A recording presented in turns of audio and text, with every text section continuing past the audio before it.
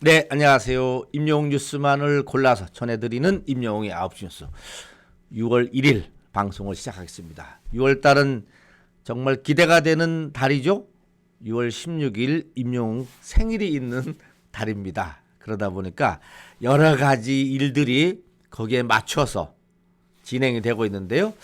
아무튼 오늘 뉴스도 풍성합니다. 그리고 또 우리가 궁금해할 부분에 대한 문제를 풀어주는 변호사님들이 나와서 풀어주는 그런 뉴스도 지금 올라와 있어서 차례대로 소개를 해드리도록 하겠습니다. 우선 첫 번째 뉴스는 이겁니다.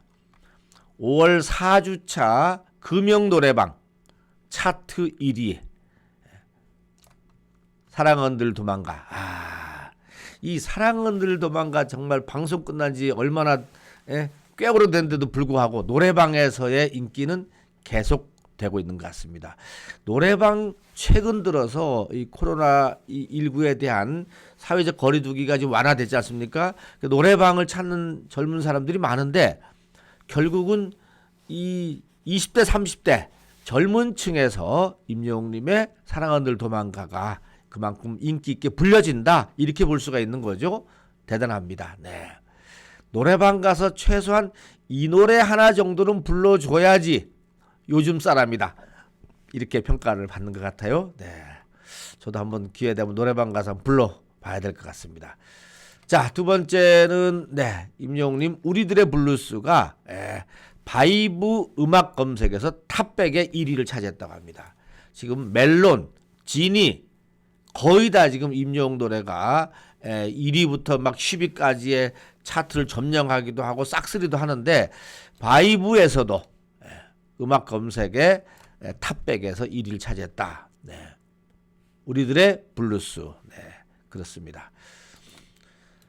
자, 그리고 우리들의 블루스가 지금 뮤직비디오가 900만 뷰를 넘었습니다.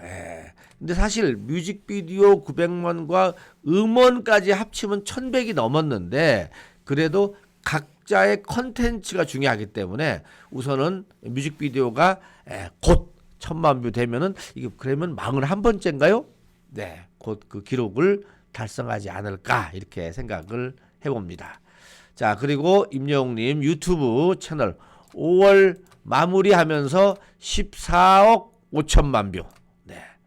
그런데 14억 4천만 뷰에서 14억 5천만 뷰까지 가는 데는 보통 나흘 닷새 엄청 빠르게 지금 스피드 있게 진도가 나가고 있습니다. 자, 그리고 임영웅님 멜론 주간 차트 인기상 1위를 차지했다는 것도 있네요. 멜론 주간 인기상 탑 20에서 1위 두 번째 1위를 차지했다는 얘기입니다. 자, 이것도 재밌는 건데요.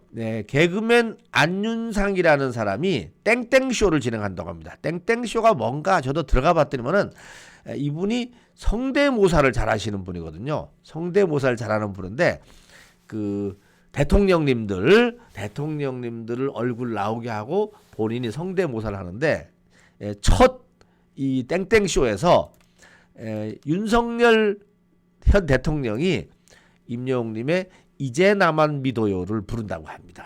그래서 제가 요게 지금 가지고 왔는데 국내 최초 딥페이크 성대모사 패러디 쇼에서 오늘 윤석열 대통령님이 이제 나만 믿어요. 그렇죠. 국민들한테 이제 나만 믿어라 이런 의미라고 하는 것 같은데 땡을 받았다고 합니다. 그런데 노래 실력은 약한가 봐요. 네. 자, 그리고 이것은 지금 KBS 뮤직뱅크가 지금 영등포 경찰서에서 지금 수사에 들어갔죠.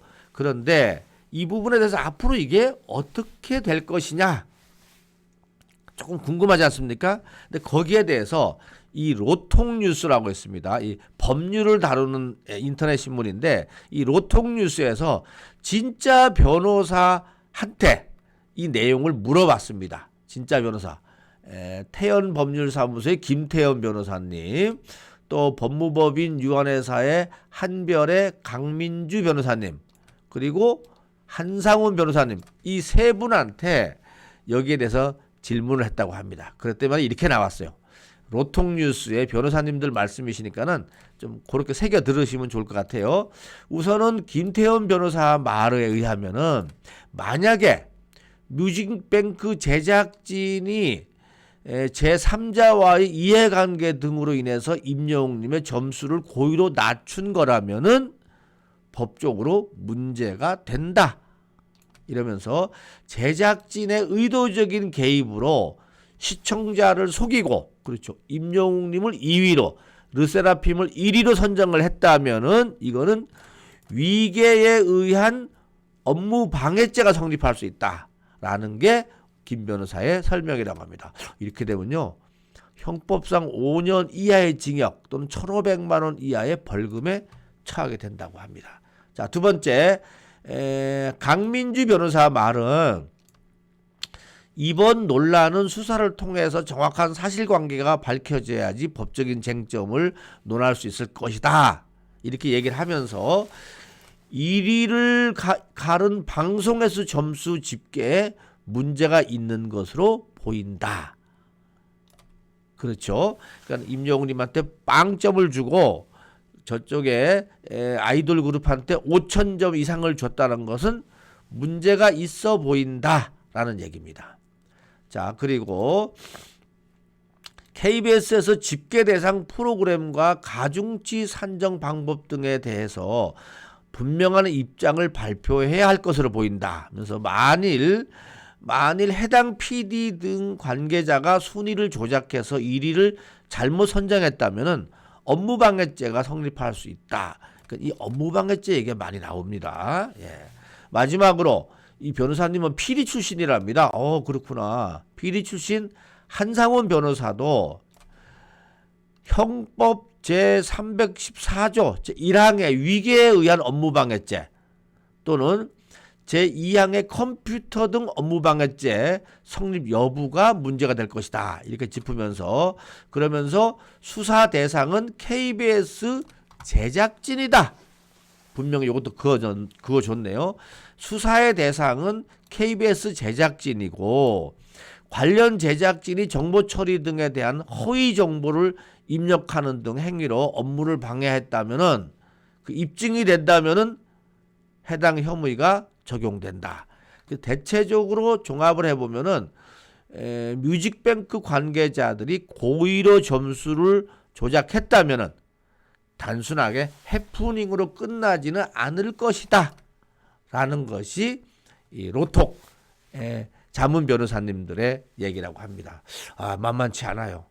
아무튼 어찌됐든 간에 이번 기회에 KBS가 다시 거듭나는, KBS 특히 뮤직뱅크가 거듭나는 기회가 됐으면 한다. 이런 차원에서 말씀을 드려봤습니다. 자, 여기까지 하고 마치겠습니다. 오늘 투표 날이네요. 네, 우리 구독자님들 투표하시는 거 잊지 마시고요. 네, 한 표의 행사가 나라를 바꾼다고 합니다. 더 좋은 나라 만들어야 되지 않겠습니까? 네, 그리고 곧 이어서 6월 달에 임영웅님 관련되는 여러 가지 일정을 소상하게 정리해 드리도록 하겠습니다. 여기까지 하고 마치겠습니다.